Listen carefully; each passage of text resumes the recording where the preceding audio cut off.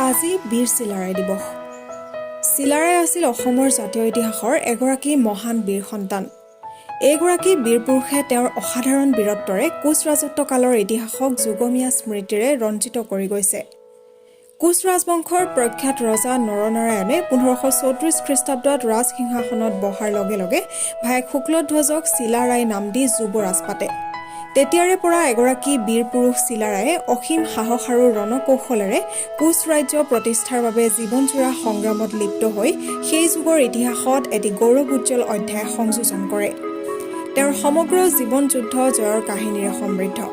অসমীয়া জাতিৰ ইতিহাসত এইগৰাকী মহাশক্তিমান আৰু যুদ্ধ বিশাৰদ চিলাৰায়ৰ সংগ্ৰামী জীৱনৰ অসাধাৰণ কাৰ্যাৱলী সদায় প্ৰোজ্জ্বল হৈ থাকিব। আমাৰ জাতীয় ইতিহাসৰ পাত লুটিয়াই চালে মহাপৰাক্ৰমী চিলাৰায়ৰ বীৰত্বপূৰ্ণ কাহিনীৰ কথা দৃষ্টিগোচৰ হয়। এইগৰাকী বীৰ পুৰুষৰ পৰাক্ৰমত কছাৰী ৰজা, মণিপুৰৰ ৰজা, জয়ন্তীয়া ৰজা আৰু ত্ৰিপুৰাৰ ৰজা আদিয়ে কোচ ৰজা নৰনাৰায়ণৰ ওচৰত বশ্যতা স্বীকাৰ কৰিবলৈ বাধ্য হোৱাৰ উপৰিও কোচ ৰজাৰ সৈতে মিত্ৰতা পাশত আবদ্ধ হৈছিল। তদুপৰি সেই সময়ৰ আহোম ৰজাৰ সৈতেও কোচ ৰজাই মিত্ৰতা কৰিছিল। চিলাৰায়ৰ যুদ্ধজয়ৰ বীৰত্বপূৰ্ণ আৰু গৌৰৱোজ্জ্বল কাহিনীবোৰে অসমীয়া জাতিক দুৰ্যোগপূৰ্ণ বিপদকালীন পৰিস্থিতিৰ সাহসেৰে সন্মুখীন হ'বলৈ সততে অনুপ্ৰেৰণা যোগাই আহিছে। চিলাৰায়ৰ বীৰত্বপূৰ্ণ কাহিনীৰ আঁৰত বিক্ষিপ্ত হৈ থকা বিচিত্ৰ ঘটনাৰাজিয়ে বীৰ পুৰুষগৰাকীৰ জীৱনক মহত্ব প্ৰদান কৰিছিল। কোচ ৰজা নৰনাৰায়ণৰ প্ৰজাহিতকৰ কৰ্মৰাজিৰ আঁৰত চিলাৰায়ৰ ব্যক্তিত্বৰ অসাধাৰণ শক্তিৰ উমান পোৱা যায়। কোচ ৰজা নৰনাৰায়ণৰ ৰাজত্বকালত অসমীয়া জাতি গঠন প্ৰক্ৰিয়াত বীৰ চিলাৰায়ৰ অৱদানৰ কথা অস্বীকাৰ কৰিব নোৱাৰি। চিলাৰায়ৰ সুদূৰ প্ৰসাৰী দৃষ্টিত বৃহত্তৰ অসমৰ স্বপ্ন উজ্বলি উঠিছিল। বীৰ পুৰুষজনাৰ মূল্যৱান আদৰ্শ আৰু কৰ্মৰ প্ৰতি থকা অবিচল নিষ্ঠা তেওঁৰ চাৰিত্ৰিক বৈশিষ্ট্যৰ অন্যতম দিশ।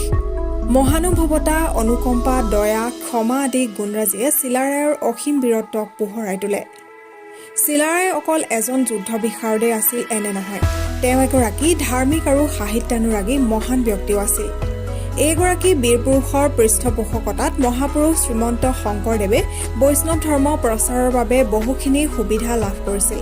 তদুপৰি শ্ৰীমন্ত শংকৰদেৱক বীৰ পুৰুষ চিলাৰায়ে ধৰ্মীয় গুৰু হিচাপে সন্মান জনাইছিল। উল্লেখ্য যে কামাখ্যা মন্দিৰৰ পুনৰ নিৰ্মাণৰ ক্ষেত্ৰত চিলাৰায়ৰ অৱদান আছিল লেখত ল'বলগীয়া। চিলাৰায়ৰ ব্যক্তিত্বৰ আন এক দিশ আছিল সাহিত্য সংস্কৃতিৰ প্ৰতি অনুৰাগ। কোচ ৰাজত্বকালৰ সাহিত্য সংস্কৃতিৰ অৱদানখিনিৰ মাজত বিদ্বান চিলাৰায়ৰ পৰিচয় জিলিকি আছে। অসমীয়া জাতিয়ে ভৱিষ্যতৰ নতুন সন্ধানৰ বাবে মহাবীৰ চিলাৰায়ৰ সাহস, নিষ্ঠা, ত্যাগ আৰু আদৰ্শৰাজিক গভীৰতাৰে উপলব্ধি কৰিব লাগিব। এইগৰাকী বীৰ আৰু বিদ্বান পুৰুষৰ জীৱন কাহিনীয়ে জাতিক অনুপ্ৰাণিত কৰি যায়। দৰাচলতে এটা জাতিৰ প্ৰকৃত পৰিচয় পোৱা যায় সেই জাতিৰ অতীতৰ শৌৰ্য-বীৰ্যৰ মাজত। উজ্জ্বল ভৱিষ্যতৰ সন্ধানত সেই মহান বীৰ পুৰুষসকলৰ অসীম সাহস আৰু মহত্বপূৰ্ণ আদৰ্শই জাতিক প্ৰেৰণা যোগায়। এই পবিত্ৰ দিনটোত মহান বিশ্ববীৰজনলৈ আমাৰ ডিমৌ নিউজৰ তৰফৰ পৰা গভীৰ শ্ৰদ্ধা আৰু সেৱা নিবেদিছোঁ। News desk, Demow news 24x7।